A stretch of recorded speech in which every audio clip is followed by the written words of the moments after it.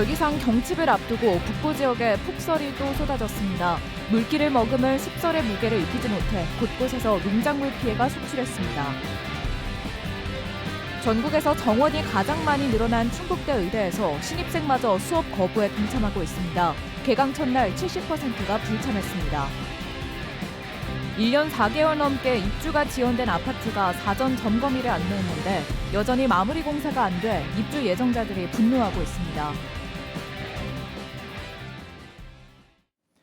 네, 시청자 여러분 안녕하십니까? 계속해서 MBC 뉴스투데이 충북입니다.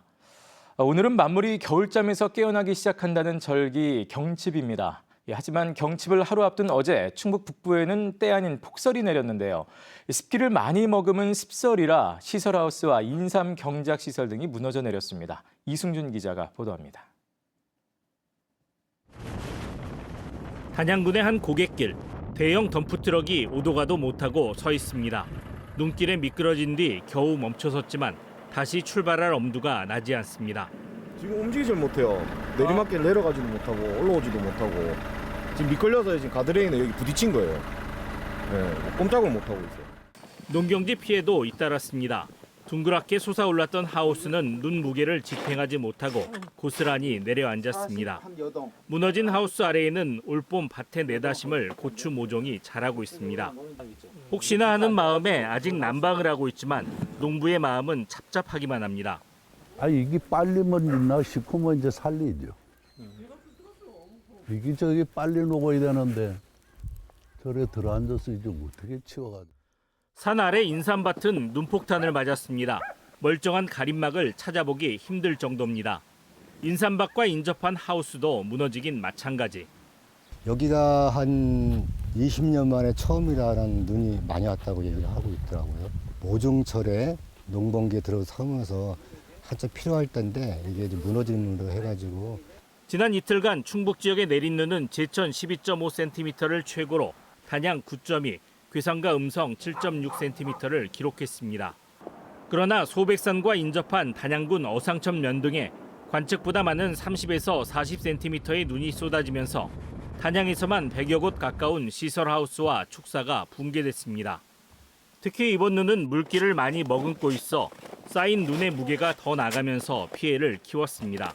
40cm 왔는데 이게 비가 오면서 들어붙어서 이게 뭐 녹질 않아요. 녹질 않아서 이 피해가 엄청나 컸습니다, 이번에. 충주에선 제설 차량이 전복돼 운전자가 다치는 등 충북에서 크고 작은 사고도 잇따랐습니다. MBC 뉴스 이승준입니다. 김영환 충북지사가 올해 도민과의 대화 첫 일정으로 어제 제천을 방문했습니다. 김영환 지사는 이 자리에서 최근 불거진 옛 청풍교 개발 논란에 대해 안전을 확보한 뒤에 개발할 것이기 때문에 걱정 안 해도 된다고 말했습니다. 또 지난해 이른바 셀프 부결로 부산된 화재 참사 지원 조례에 대해서도 조례 통과보다 만족할 상황이 아닐지 모르지만 도지사 차원에서 문제 해결을 위해 노력할 것이라고 답했습니다. 김영환 지사는 내일 영동에서 두 번째 도민과의 대화를 마련합니다. 충청북도가 올해 첫 번째 추가 경정 예산안에 3,598억 원 늘어난 7조 5,281억 원을 편성했습니다. 이는 올해 당초 예산보다 5% 늘어난 규모입니다. 주요 사업으로는 도립 파크골프장 47억 원, 일하는 바퍼 도비 지원 45억 원, 도시근로자 확대 17억 원, 자치연수원 문화교육공간 조성과 타당성 연구 용역비 29억 8천만 원 등입니다. 충청북도는 재원 마련을 위해 407억 원의 지방채를 추가 발행할 계획입니다. 의정 갈등이 길어지는 가운데 전국에서 가장 많은 증원을 한 충북대 의대에서는 신입생까지 수업을 거부하기 시작했습니다. 개강 첫날 수업에 신입생 70%가 불참했는데 재학생 대부분도 올해 집단 휴학을 이어가면서 파행을 계속 만들어낼 것으로 보입니다. 김은초 기자가 보도합니다. 1학기 개강 첫날을 맞은 충북대학교 캠퍼스가 모처럼 학생들로 북적입니다. 하지만 의과대학 건물은 텅 빈 채 썰렁하기만 합니다. 의대 증원을 둘러싼 의정 갈등이 계속되면서 학생들이 휴학과 수업 거부 등 집단 행동을 이어가고 있기 때문입니다. 이런 가운데 올해 입학한 의대 신입생마저 수업 거부에 동참하기 시작했습니다. 개강 첫날 수업을 신청한 의대 신입생 121명 가운데 70%가 넘는 85명이 수업에 불참한 것으로 확인됐습니다. 학생 게시판에도 수업 거부에 참여하겠다면서 수강 신청과 기숙사 등록을 취소한다는 신입생들의 글이 계속 올라오고 있습니다. 기존 재학생들의 집단 행동도 2년째 달라진 게 없습니다. 의대 본과생 216명 대부분이 올해도 휴학을 신청하면서 이번 학기 수강 신청한 학생은 고작 11명에 그쳤습니다.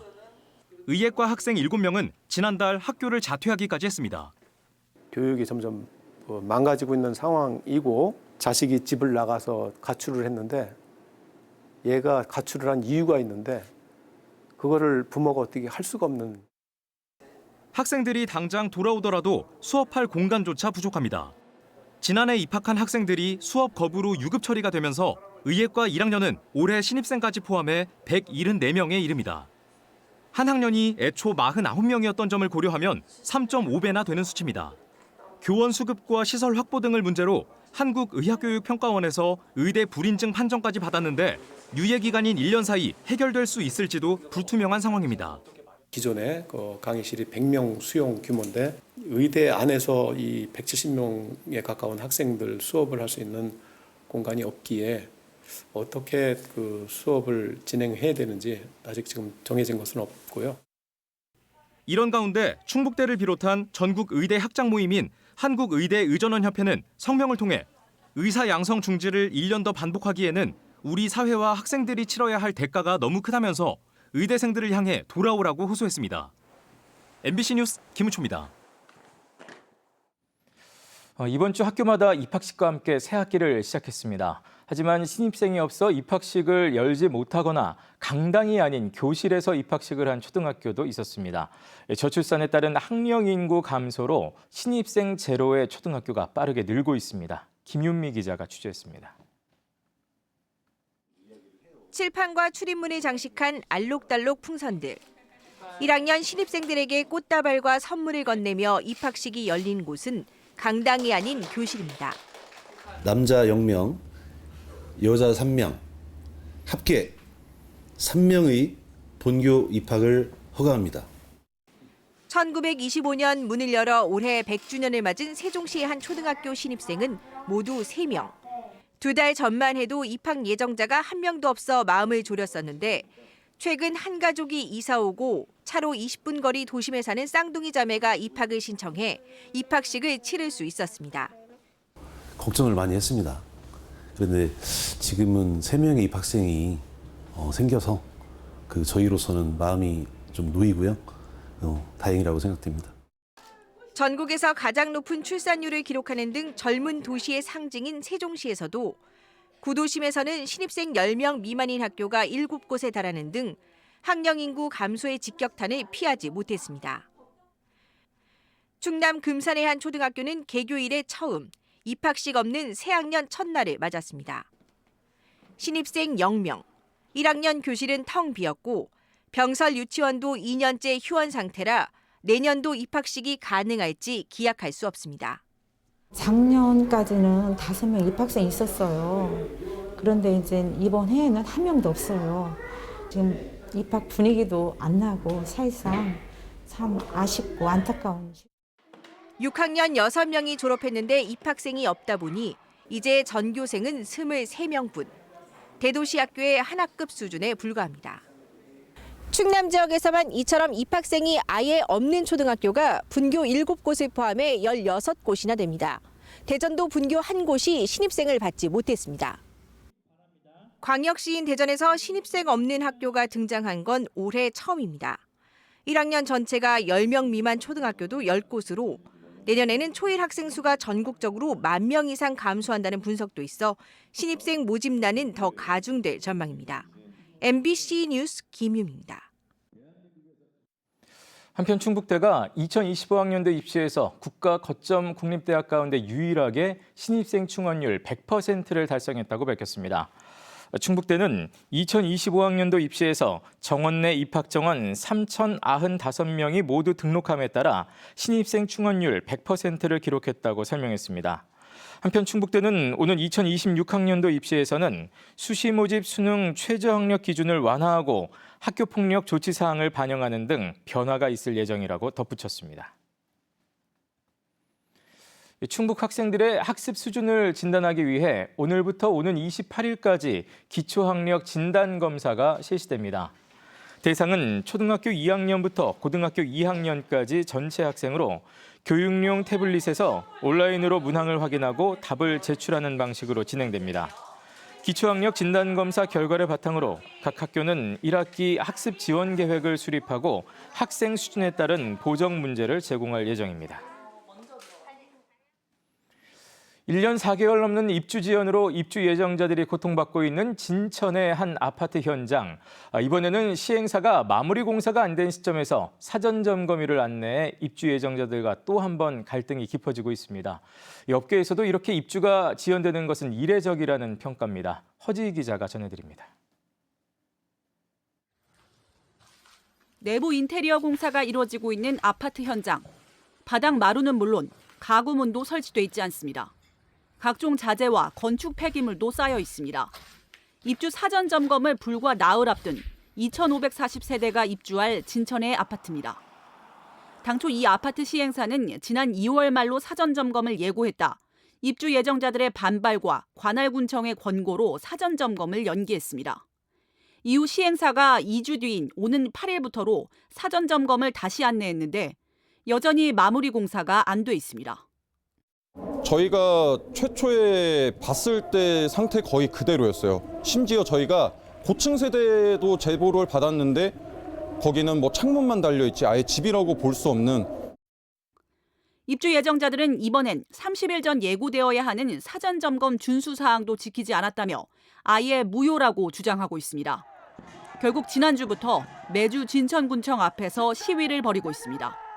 수분양자 상당수가 진천 군민인 만큼 지역 사회가 중재해달라는 겁니다. 최종 승인권자가 군청이라고 하니까 저희가 사실 뭐 무릎 꿇고서라도 빌어야 되는.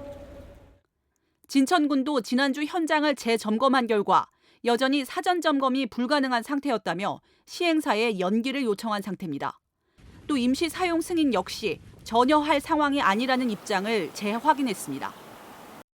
소방, 통신, 가스 이런 기반 시설들에 대해서 다 준공이 나야지 임시 사용 승인도 가능한 거고, 그렇기 때문에 저희는 임시 사용 승인과 본 사용 승인이 저 현장은 같다고 보고 있어요. 한편 이 시행사는 1년 4개월 입주 지연에 따른 지체 상금 협의도 시작하지 않았는데 취재진이 사전 점검과 지체 상금 등에 대해 여러 차례 연락을 취했지만 답변이 없었습니다. 통상 지체 상금은 시간이 지날수록 손해가 커지는 시행사가 먼저 나서 협의하는데 이 같은 장기 지연은 업계에서도 매우 이례적인 사례로 보고 있습니다. 그나마 비슷하게 1년 넘게 입주가 지연된 천안의 한 아파트의 경우 기존 납부 금액의 8.15%를 지체 상금으로 결정해 잔금에서 공제하는 방식으로 최근 화훼 조정된 바 있습니다. MBC 뉴스 허지입니다. 지역 농산물을 사용하는 것처럼 속이고 실제로는 값싼 외국산 원료로 빵을 만들어 판매한 제과업체 대표가 검찰에 넘겨졌습니다.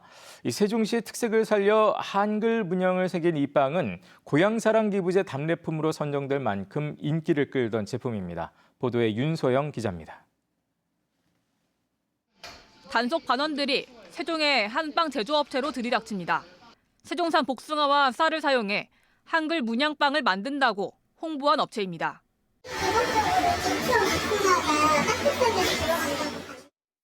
하지만 가게 안쪽에는 수상한 통조림이 쌓여 있고 쓰레기통에서 발견된 라벨에는 그리스산 복숭아라고 적혀 있습니다. 이렇게 뜯는 작업을 이렇게 하시는 거죠, 또 한번. 제가 할 때도 있고 어디서 사장님 해가지고. 지난 2023년부터 약 1년 9개월 동안 세종 복숭아와 쌀만 사용하는 것처럼 속이고 실제로는 외국산을 섞어 6억 2천만 원 상당의 제품을 판매한 혐의로 50대 남성이 검찰에 불구속 송치됐습니다. 국내산 복숭아 가공품의 가격은 12,000원 상당인데 그리스산은 이보다 4배 가까이 저렴하다는 점을 악용해 범죄를 저질렀습니다. 또 이 업체는 세종시의 특색을 강조하며 고향사랑 기부제 답례품으로 선정돼 부당 이익을 챙겼고 지자체 각종 사업에까지 선정되면서 1억여 원의 보조금을 받은 것으로 조사됐습니다. 피의자는 매장 안에 세종산 복숭아와 세종산 쌀 포대를 비치하여 소비자로 하여금 세종산을 사용한다고 믿게 하였습니다. 범행 사실이 발각되자 업체 대표는 거래처에서 물량이 부족할 때 외국산 원료를 섞어 판 것이라고 해명했습니다. 하지만 국립농산물품질관리원은 해당 업체가 개업 직후부터 지속적으로 원산지를 속여왔고 수사에 혼선을 주기 위해 재료 납품 내역까지 조작해 제출했다고 밝혔습니다. MBC 뉴스 윤소영입니다. 충북 새마을금고 48곳의 이사장 선거가 오늘 실시됩니다. 모두 75명이 후보로 등록한 가운데 조금 전인 오전 7시부터 시작된 투표는 오후 5시까지 충북도 내 31개 투표소에서 진행됩니다. 사상 처음 선관위에 위탁해 전국에서 동시에 치러지는 이번 새마을금고 이사장 선거 결과는 중앙선관위 홈페이지와 이사장 선거 통계 시스템에서 확인할 수 있습니다.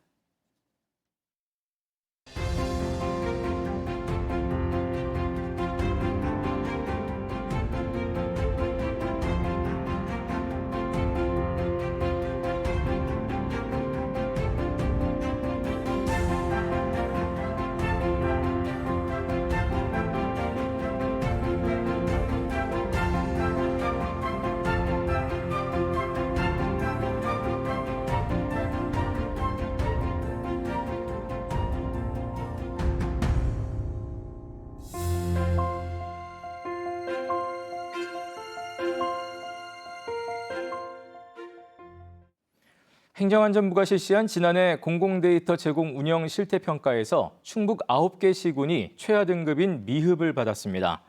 미흡은 100점 만점에 60점 미만을 뜻하는 등급으로 청주와 제천, 음성, 진천, 증평과 동남 4군이 이름을 올렸고 충북대병원과 충북개발공사도 가장 낮은 등급을 받았습니다. 반면 충청북도와 충북교육청, 충주시는 80점 이상인 우수 등급을 받아 대비를 이뤘습니다. 시내와 멀리 떨어진 제천시 남부 4개 면의 안전을 담당할 덕산 119 안전센터가 문을 열었습니다.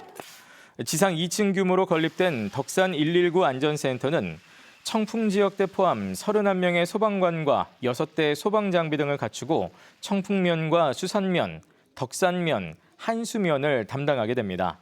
제천소방서는 보다 빠르고 전문적인 소방 서비스를 제공하겠다고 밝혔습니다. 청주 오송 오창산업단지 근린공원에 물놀이장이 들어섭니다. 청주시는 오늘 6월까지 36억 4천여만 원을 들여 오송 정중 근린공원과 오창 강리 근린공원에 여름에 물놀이장으로 이용 가능한 4계절 놀이터를 설치합니다.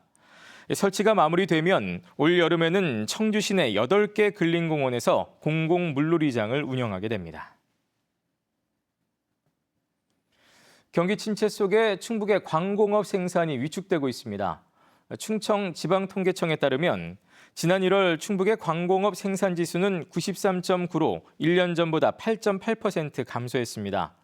업종별로는 자동차가 22.7% 줄어 가장 많이 줄었고 반도체가 포함된 전자부품, 컴퓨터, 영상, 음향통신이 21.2%로 그 뒤를 이었습니다. 반면 같은 기간 대형 소매점 판매는 11.1%, 대형마트 판매는 16% 증가했습니다. 친환경 재배농가의 소득 보전을 위한 친환경 농업 직불금 단가가 7년 만에 인상됐습니다. 노는 헥타르당 최대 95만 원, 과수는 140만 원, 채소나 특작은 130만 원까지 지급됩니다. 또 지급 상한 면적이 늘었으며 신규 농가가 당해 연도에 직불금을 받을 수 있도록 인증기간 요건도 완화했습니다. 희망하는 농가는 다음 달 말까지 신청하면 됩니다. 봄철 묘목 유통 성수기를 맞아 산림청 국립산림품종관리센터가 불법 종자 유통을 단속합니다. 산림품종관리센터는 주요 묘목 시장인 옥천과 세종을 비롯해 온라인 플랫폼에서 종자의 올바른 품종 명칭 사용과 묘목의 생산 정보 표시 등을 점검합니다. 한편 지난해 품종 생산 수입 판매 신고는 1,089건으로 전년보다 247% 급증했습니다. 네, 뉴스를 마칩니다. 고맙습니다.